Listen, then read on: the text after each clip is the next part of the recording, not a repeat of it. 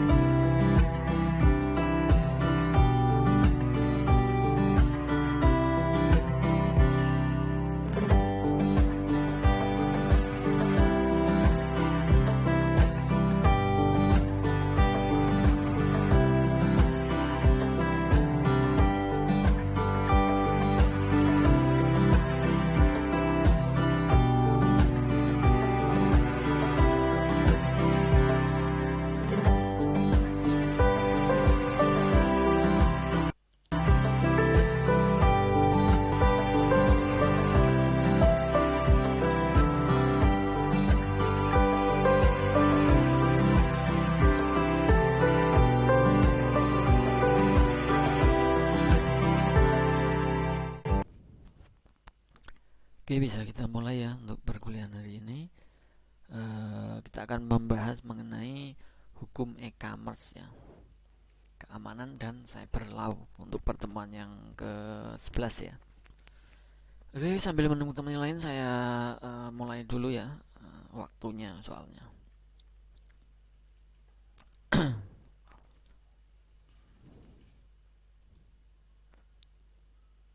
Oke, sebentar untuk komputernya kok.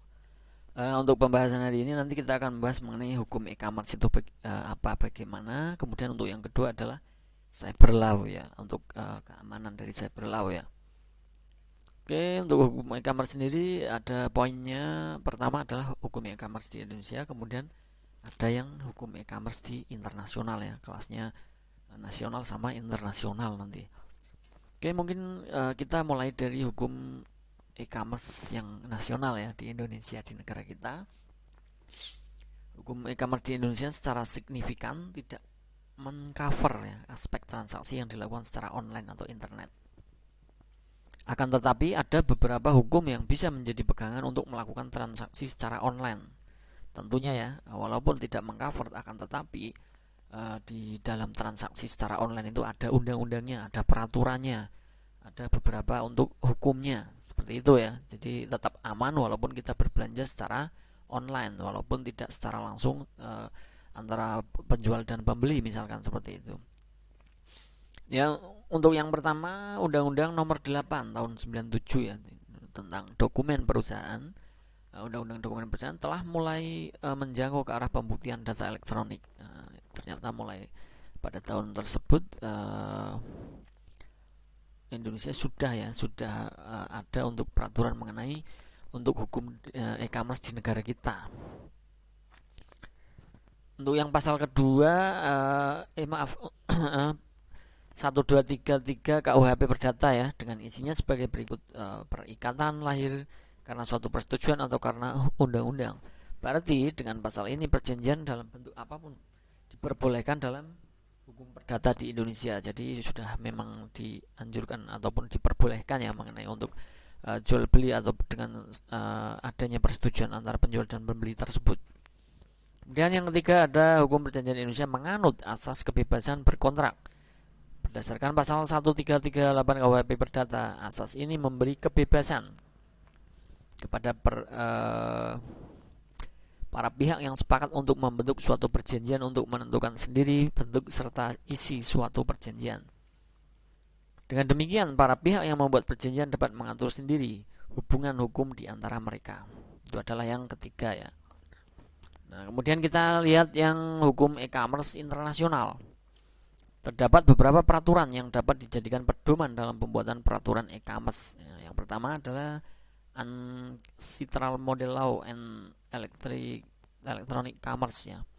Nah, peraturan ini dibuat oleh Perserikatan Bangsa-Bangsa atau PBB ya, United Nations. Peraturan ini dapat digunakan oleh bangsa-bangsa di dunia, baik yang menganut sistem kontinental ataupun sistem hukum Anglo-Saxon. Jadi untuk yang internasional itu lebih luas ya untuk jangkauannya ya. Dari hukum yang ada untuk mengenai e-commerce itu sudah dibuatkan oleh PBB atau United Nations ya. Jadi bisa dipakai di seluruh dunia ya dengan sistem yang sesuai dengan di negara masing-masing.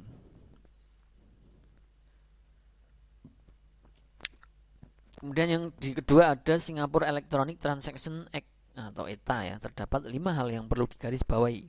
Yang pertama, tidak ada perbedaan antar data elektronik dengan dokumen tertulis. Jadi untuk dari Singapura ini ya, kemudian suatu data elektronik dapat menggantikan suatu dokumen tertulis. Penjual atau pembeli atau pihak-pihak bisnis dapat melakukan kontrak secara elektronik. Suatu data elektronik dapat menjadi alat bukti di pengadilan. Jika ada elektronik telah diterima oleh para pihak-pihak yang bersepakatan, maka mereka harus bertindak sebagai kesepakatan yang terdapat pada. Nah, ini sama ya, hampir sama dengan intinya di Indonesia atau di negara kita juga seperti itu. Jadi bukti dari struk ataupun bukti dari elektronik, misalkan ada transaksi, itu bisa dapat menggantikan suatu dokumen pada saat ada suatu masalah tertentu misalkan. Jadi seperti itu ya. Nah, ini bisa buat menjadi bukti walaupun kita bertransaksinya secara online, karena pada perkembangan zaman sekarang itu memang serba online ya, bisa dikatakan seperti itu. Jadi itu berkas dari dokumen apa yang sudah kita transaksikan di dalam e-commerce itu bisa menjadi bukti kuat. Misalkan ada suatu permasalahan di antara penjual dan pembeli, misalkan seperti itu ya intinya ya. Oke, lanjut. Yang ketiga ada EU Direct on Electronic Commerce. Nah, peraturan ini menjadi undang-undang pada tanggal 8 Juni 2000. Terdapat beberapa hal yang perlu digarisbawahi. Yang pertama, setiap negara anggota akan memastikan bahwa sistem hukum segera yang bersangkutan pembuatan kontrak dibuat dengan menggunakan sarana elektronik. Bahkan untuk kontrak seperti itu boleh digunakan untuk sarana elektronik walaupun kita dalam cakupan untuk internasional. Para negara anggota dapat pula membuat pengecualian terdapat ketentuan dalam hal kontrak untuk membuat suatu mengalihkan hak atas real estate. Kemudian kontrak yang diatur di dalam hukum keluarga, kemudian kontrak penjaminan, kontrak yang melibatkan keuangan. Nah, ini beberapa ya. Untuk negara anggota dapat pula membuat pengecualian terhadap ketentuan dalam hal seperti hal itu ya. Itu boleh sesuai dengan kesepakatan, pada intinya itu seperti itu ya, dengan namanya hukum, akan tetapi dengan dasar yang sudah ada atau undang-undang yang sudah ada, seperti itu. Itu adalah hukum e-commerce. Nah, yang kedua kita akan bahas mengenai cyber law. Ini saya cukup mudah dipahami ya tadi ya untuk hukum di e-commerce sendiri. Kita langsung ke cyber law. Nah, cyber law itu apa? Aspek hukum yang istilahnya berasal dari cyberspace law, yang ruang lingkupnya meliputi setiap aspek yang berhubungan dengan orang perorangan atau subjek hukum yang menggunakan dan memanfaatkan teknologi internet, yang dimulai pada saat mulai online dan memasuki dunia cyber atau maya. Nah, jenis kejahatan cyber, ada aspek hukum terhadap kejahatan cyber. Jadi memang cyber itu sebenarnya memang rawan ya, apalagi untuk bisnis-bisnis tertentu yang menggunakan data-data itu kan sangat rawan dengan cyber ya. Kejahatan cyber itu seperti kalian ketahui ya mungkin ya, banyak sekali mengenai kejahatan cyber di dunia maya, dunia internet itu. Tapi kita tetap menggunakannya. Kenapa? Karena ada beberapa fitur ya, kalau di dalam suatu bisnis ataupun e-commerce contohnya, itu ada fitur dari keamanan sendiri atau security-nya ya, masing-masing daripada untuk pebisnis tersebut atau e-commerce tersebut. Misalkan dengan apa? Dengan aplikasi A, aplikasi B, kita bertransaksi. Nah, di situ sudah ada keamanan tersendiri. Walaupun tidak menutup kemungkinan ada beberapa kejahatan mengenai di cyber tersebut ya. Jadi kita misalkan dari e-commerce-nya sendiri, dia harus selalu mengupdate dalam hal keamanannya, karena si penjahat cybernya juga selalu terupdate. Jadi pinter-pinternya dari keamanan tersebut, seperti itu intinya. Jenis kejahatan cyber yang pertama ada joy computing, adalah pemakaian komputer orang lain tanpa izin. Hal ini termasuk pencurian waktu operasi komputer. Nah, ini yang pertama ya. Dan yang kedua ada hacking, mengakses secara tidak sah atau tanpa izin dengan alat suatu terminal. Ini banyak terjadi ya untuk hacking seperti ini, tidak hanya untuk di e-commerce aja, tapi memang di dunia internet ya sering terjadi. Contohnya di sosial media ataupun di website untuk urusan instansi misalkan. Nah, itu banyak ya. Kemudian the Trojan Horse, ini sering kalian dapati mungkin ya di komputer masing-masing. Manipulasi data atau program dengan jalan mengubah data atau instruksi pada sebuah program, menghapus, menambah, dan menjadikan tidak terjangkau dengan tujuan untuk kepentingan pribadi atau orang lain. Jadi semacam virus ya, sebenarnya hampir semacam virus ini. Dia merusak data ya nantinya.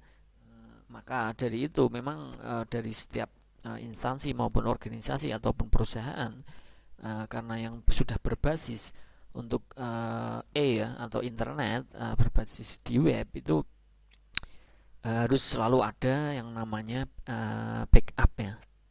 Jadi sewaktu-waktu ada kesalahan atau kekeliruan, itu bisa kita cocokkan dengan backupnya. Pada saat kita hari ini misalkan kita bekerja, kemudian kita backup, kemudian besok dibuka ternyata ada kesalahan, ternyata kita masih bisa mencocokkan dengan apa? Dengan backupan tersebut. Nah, intinya seperti itu untuk menanggulangi ya, meminimalisir paling tidak ya. Setiap misalkan ada sedikit kesalahan atau bahkan banyak untuk kesalahan di dalam data yang diakibatkan dengan apa? Dengan the Trojan Horse tadi misalkan. Ini ada data leakage, adalah menyangkut bocornya data keluar, terutama mengenai data yang harus dirahasiakan. Ini misalkan ada data-data yang bocor ya. Kemudian data diddling, yaitu suatu perbuatan mengubah data valid atau sah dengan cara tidak sah, mengubah input atau output data. Nah, ini sama ya, berbahaya juga ini ya, karena apalagi data suatu perusahaan besar itu salah sedikit saja itu akan hancur ya, bisa seperti itu. Kemudian the frustrated data communication atau diddling, yaitu penyia-nyiaan data komputer. Dan ada software privasi, yaitu pembajakan perangkat lunak terhadap hak cipta yang dilindungi haki. Ini untuk pembajakan perangkat lunak juga sangat rawan ya. Ini sering terjadi juga memang. Maka dari itu seperti yang saya tadi bilang, untuk keamanan itu harus selalu ditingkatkan, selalu terupdate. Karena apa? Karena penjahat di cyber juga mereka selalu mengupdate. Bagaimana sih agar bisa membajak, agar bisa mengakses untuk software-software tertentu ataupun di website atau di internet, di e-commerce dan lain sebagainya. Nah itu ya yang saya maksud seperti itu. Nah, aspek hukum terhadap kejahatan cyber dalam kaitannya dengan penentuan hukum yang berlaku dikenal beberapa asas yang biasa digunakannya. Itu yang pertama ada asas subjective territoriality. Asas yang menekankan bahwa keberlakuan hukum ditentukan berdasarkan tempat pembuatan dilakukan dan penyelesaian tindak pidana dilakukan di negara lain. Kemudian ada asas objective territoriality. Untuk subjektif bisa dimengerti ya, bahwa keberlakuan hukum tadi ditentukan berdasarkan tempat perbuatan dilakukan dan penyelesaian tindak pidananya di negara lain. Nah, untuk yang objektif sendiri adalah asas yang menyatakan bahwa hukum yang berlaku adalah hukum di mana akibat utama perbuatan itu terjadi dan memberikan dampak yang sangat merugikan bagi negara yang bersangkutan. Berarti itu ya perbedaannya untuk subjektif dan objektif untuk aspek hukum terhadap kejahatan cyber. Kemudian yang berikutnya ada asas nationality. Asas yang menentukan bahwa negara mempunyai yurisdiksi untuk menentukan hukum berdasarkan kewarganegaraan pelaku. Nah ini karena sifatnya, misalkan kita dalam jangkauannya internasional ya. Jadi untuk penyelesaian itu masing-masing sudah ada untuk peraturannya tersendiri. Kemudian asas protective principle, asas yang menekankan yurisdiksi berdasarkan kewarganegaraan korban. Dan ada asas universality, menentukan bahwa setiap negara berhak untuk menangkap dan menghukum para pelaku pembajakan. Jadi walaupun kita misalkan di Indonesia kemudian untuk data kita ataupun perusahaan kita dibajak oleh katakan orang luar negeri ya misalkan ya, nah di situ kita bisa menangkap ya, ada hak untuk menghukum pelaku tersebut walaupun tidak dalam satu negara di negara kita misalkan seperti itu. Jadi ada untuk asasnya universality ini adalah lebih ke universal internasional. Dan yang berikutnya ada asas protective principle ya, asas yang menyatakan berlakunya hukum didasarkan atas keinginan negara untuk melindungi kepentingan negara dari kejahatan yang dilakukan di luar wilayahnya, yang umumnya digunakan apabila korban adalah negara atau pemerintah. Ini lebih ke antara pemerintah dan pemerintahan ya, atau kenegaraan, sifat kenegaraan untuk melindungi kepentingan negara dari kejahatan sesama. Itu ada ansasnya mengenai untuk cyber law sendiri, misalkan akses web kita untuk negara kita Indonesia telah dibajak oleh dari orang luar negeri misalkan. Nah itu ada untuk jalur hukumnya dengan asas protective principle tadi. Itu adalah asas-asas untuk terhadap akses cyber ya, atau kejahatan di cyber.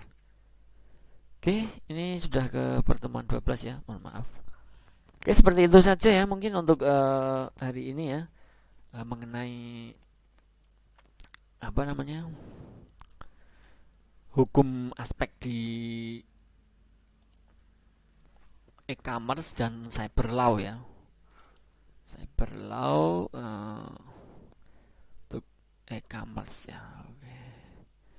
Oke, untuk selanjutnya pertemuan berikutnya nanti kita akan membahas mengenai e-payment ya. Jadi e-payment apa nanti bisa kita untuk minggu depan ya, untuk materi yang berikutnya. Seperti itu ya untuk yang bisa saya sampaikan untuk hari ini. Saya rasa semisal ada yang mau dipertanyakan silahkan dipertanyakan, atau di kolom komentarnya ya, atau di YouTube-nya nanti setelah offline juga tidak apa-apa, di kolom komentar tinggalkan pesan di sana.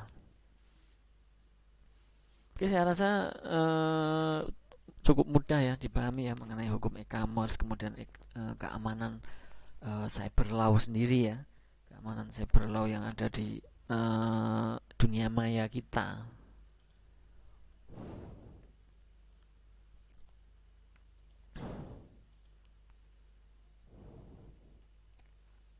Saya tunggu beberapa saat untuk semisal ada yang mau dipertanyakan ya.